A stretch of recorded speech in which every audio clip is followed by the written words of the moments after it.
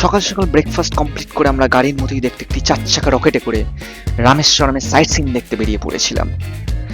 রকেটের এতই গতি, সেই গতির কারণে আমাদের অনেকেই উল্টে গেছে। তার একটা নিদর্শন এই পুচকি উল্টে গেছে। এদিকে তার বাবা দিব্যি বসে আছে, হাসছে বাবা।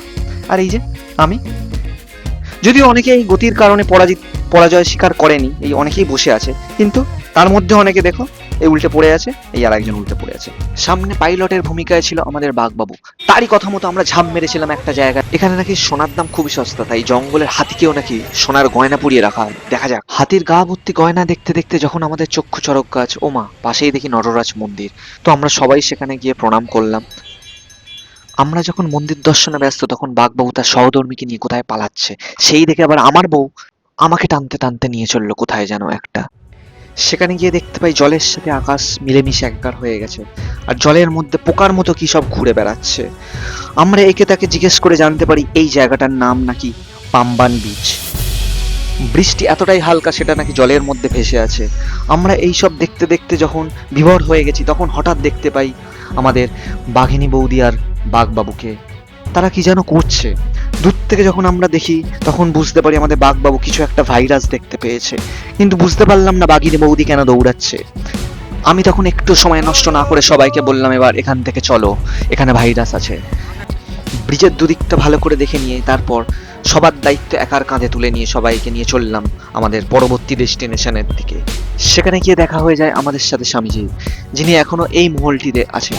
তারপরে চোখ ডান দিকে ঘোরাতেই চোখে পড়ে গেল আমাদের সেই ছবির মতো দৃশ্য। সেখানে গিয়ে দেখতে পাই কাকতারুয়ার মতো কে যেন দাঁড়িয়ে আছে। আমি সামনে যেতেই দৌড় দিল, তারপরে দেখি হাঙরের পেতে ঢুকে যাচ্ছে। এই সব দেখে আমার মাথার একদম ঠিক ছিল না, তাই আমি পাড়ি দিলাম নৌকাতে এক দ্বীপের দিকে। সেখানে গিয়ে দেখি সময় খুব আস্তে চলছে এবং জল এসে থাবড়া মেরে যাচ্ছে পাথরকে। আর একটু এদিক ওদিক দেখতেই আমাদের চোখে পড়ে গেল এই কাঁচের বাক্সের দিকে, যেখানে হাজার হাজার বছরের জীবাশ্মগুলোকে রেখে দেওয়া হয়েছে। এই সমস্ত জিনিস দেখার পর আবার আমরা ফিরে আসি নৌকা করে পাড়ের দিকে, পরবর্তী ডেস্টিনেশনের দিকে যাব বলে।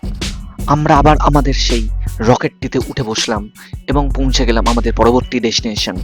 সেখানে গিয়ে দেখি কিছু মহিলাগণ পিঠে পিঠ ঠেকিয়ে কি যেন করছে।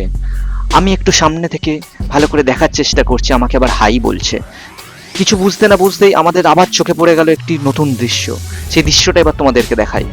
সেখানে গিয়ে দেখতে পাই আমরা শুধু একা নয়, এখানে আরো অনেকেই এসছে আমাদের আগে রকেটে করে দৃশ্যটি উপভোগ করতে। একে তাকে জিজ্ঞেস করে জানতে পারি জায়গাটার নাম নাকি ধনুষ্কুটি। আজ এখানে ভিড় জমেছে, বসেছে মেলা, তাই দেখতে যাব আমি তুমি। তাই জন্য আমার বউ আমাকে ডেকে বলল যে চলো, অনেক হয়েছে মেলা দেখা।